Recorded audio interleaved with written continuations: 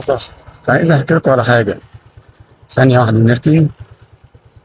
يرفع على قصة مهمة جدا جدا جدا. كان المكان ده كويس. أهم حاجة ما يكونش تكليات بس. ماشي. بسم الله. السلام عليكم. صباح الفل الأول.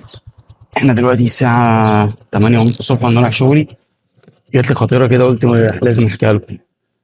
أه. اقول لكم على موقفين حصلوا معايا. الموقف الاولاني انا بشتغل جنب شغلي كده حاجه بحسن بيها يعني دخلي او بحاول ابدا فيها في التجاره. ببيع كوتشات اوريجينال. اوريجينال 100% يعني ان شاء الله.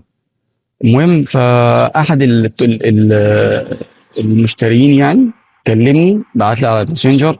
كان بيسال على موديل معين. المهم فقلت له التفاصيل وبتاع والكلام دوت يعني انا لسه اول مره اعرفه وبعت له رساله بس اللي هو الموديل كذا. مفيش اي تفاصيل ما اتكلمناش مع بعض ساعه يعني. فلقيته بيقول لي طب اديني رقمك عشان احول لك عربون وحاول تبعته لي بكره ضروري عشان مستعجل عليه والكلام ده. فالحقيقه استغربت هو نظام الشغل معايا لو زبون مش هيدفع عربون او ما الزبون ما يدفعش عربون هو بس يدفع ثمن الشحن كجديه للحجز يعني. عشان ما بعتلوش الشحن والمندوب وبتاع والكلام ده وفي الاخر يجي الاوردر او ما يبقاش موجود. المهم فلقيت راجل بيكلمني كده بيقول لي انا عايز ابعت لك العربون وبتاع اديني رقمك ابعت لك انستا بيه عربون وبتاع. فاستغربت حتى كان ردي قلت له بسرعه كده طب يعني خلينا نتكلم شويه. فقال لي عايز ابعت لك العربون على طول وابعت لي الكوتش ضروري بكره عشان عايزه في مناسبه يعني بتاعه كده عندي. فقلت له تمام استاذنك بس ابعت لي تفاصيل الشحن خدت رقمه وعنوانه واسمه كامل والكلام ده. وفعلا عملت معجزه يعني عشان اوصل له منتج. آه، رغم ان ده صعب جدا ان انا ابعت له الاوردر. هو طلب الاوردر بالليل فعشان ابعته له الصبح فحاجه صعبه جدا يعني.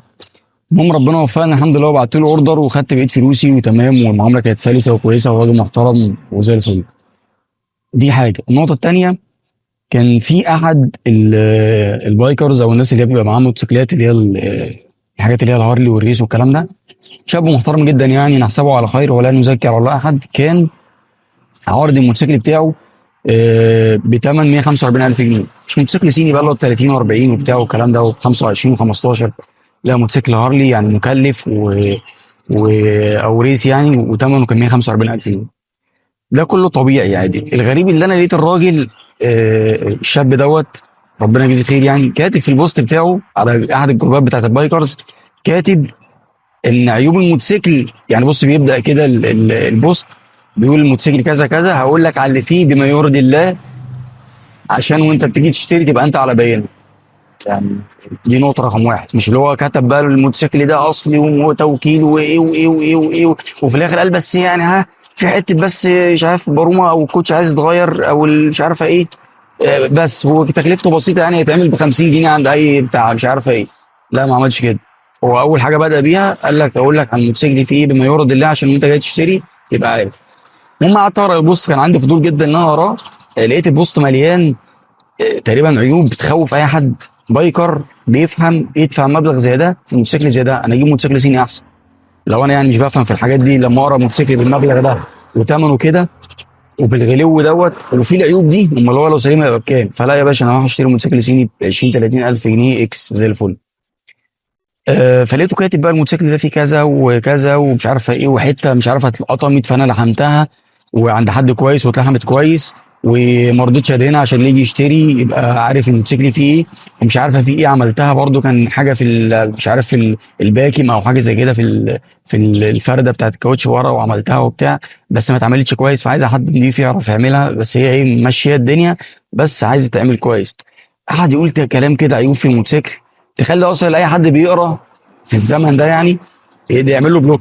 مش اللي هو ما يبصش على بوست وما يشتري لا يعمل له بلوك ويبلغ عنه كمان. فاستغربت جدا من امانته. الشاهد من دوت انا عايز اقول لك ايه. عايز اقول لك ان احنا في زمن ضاعت فيه الامانه الا لما رحنا رد. يعني قياسا مثلا على حالتي انا لما الراجل بعت لي الفلوس دي انا استغربت جدا من امانته واستغربت من ثقته فيا.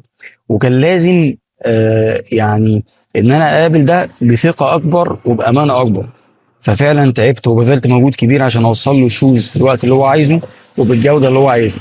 وبعته له مع اوبر وبتاع، واستلم الاوردر، الراجل كان مبسوط الحمد لله كله تمام. انا عملت كده. واحد غيري كان ممكن اصلا يكون هو بينصب نصاب، مش بتاع شوزات ولا بتاع، بس خد ال 1000 جنيه ولا خد العربون وقفل تليفونه او عمل صفحه جديده وبتاع وخلاص الموضوع خلص. فلا يعني الراجل ده كان واثق فيا وامين، فكان لازم ان انا اقابله بالثقه دي. الشاب التاني وده الاجمل والافضل بكتير، ان هو بايع. يعني المثال الاولاني انا اديتك مثال، انا بايع، واحد المشتري كان امين جدا وبعت لي فلوس.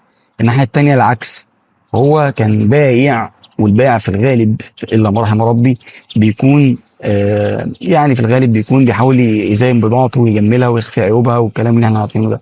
ده ما عملش كده. فالمثالين دول والمثال التاني بتاع الشاب دوت اكبر امثله، او من الامثله اللي احنا لازم نقف معاها وترجعنا للامانه. احنا محتاجين الامانه جدا في حياتنا، الامانه في كل شيء. دي كانت حاجه بسيطه حبيت اللي انا اقول لك عليها، ونصيحه لكل تاجر، نصيحه لكل حد بيبيع اي حاجه. على قد ما تقدر، مش على قد ما تقدر، دايما حاول تكون امين. امين في كل حاجه، امين في شغلك، في اهلك، امين في صحتك، امين على كل حاجه. خليك دايما امين.